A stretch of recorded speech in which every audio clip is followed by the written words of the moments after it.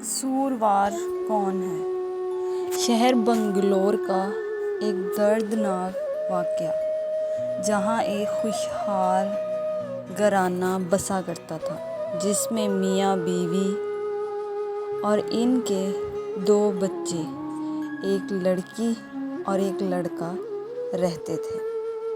ابتداً گھر کے حالات خوشگوار تھے۔ شوہر اپنے بیوی بچوں کا پورا حق ادا کرتا تھا۔ گھر میں کسی قسم کی کوئی رکاوٹ نہیں تھی۔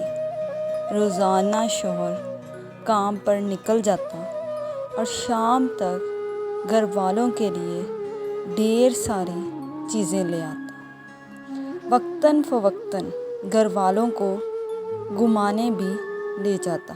پھر اچانک تقدیر کے فیصلے سے شوہر کا انتقال ہو گیا۔ بچے بہت چھوٹے تھے۔ اب ان کی ماں نے پرورش کا ذمہ اٹھایا۔ روزانہ صبح و شام گھر گھر جا کر برتن مانجتی اور انہی پیسوں سے گزارا کرتی۔ لیکن ان پیسوں سے اب بڑے گھر کا کرایہ، بچوں کے مہنگے اسکول کی فیس ادا نہیں ہو پاتی۔ پھر کیا تھا، مجبوراً اسے گھر چھوڑ کر ایک جھونپڑی کو آشیانہ بنانا پڑتا۔ اب بچے اسکول نہیں جاتے، وہ بھی اپنی ماں کے ہمراہ ذلت سہنے نکل جاتے۔ اس دوران اس عورت نے اپنے سارے رشتہ داروں سے مدد کی بھیک مانگی، مگر ان میں سے بعض جو مالدار تھے یوں کہنے لگے، ہم اپنی زکوٰۃ مدرسے میں دے چکے، ابھی ہم مدد نہیں کر سکتے۔ کسی نے سوائے تراش روئی کے کوئی امداد نہ کی۔ ایسے ہی زندگی گزرتی رہی اور پھر ایک دن وہ حسب معمول کام پر چلی گئی۔ جس گھر میں وہ کام کرتی تھی وہ ایک عیسائی کا گھر تھا۔ اس نے اس عورت کا حال دریافت کیا۔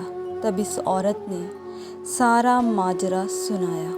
وہ عیسائی کہنے لگا، کیا تمہارے رشتہ دار تمہاری مدد نہیں کرتے؟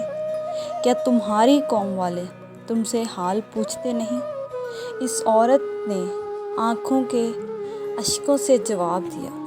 اس عیسائی نے اپنے بڑے گھر میں نوکروں کے کمرے میں انہیں ٹھہرایا اور کہا، اب فکر کی کوئی بات نہیں، میں تمہارا اور تمہارے بچوں کا سارا خرچ برداشت کروں گا۔ میں تمہیں اپنے مذہب میں آنے پر مجبور بھی نہیں کروں گا۔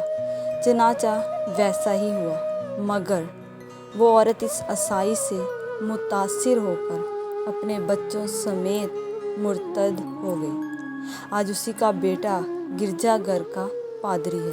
اب اس عورت کے پاس کوئی مسلمان سمجھنے کے لیے جاتا ہے تو وہ آگ بگولا ہو جاتی ہے، گویا ساری مسلمان قوم ہی اس کے قصوروار ہو۔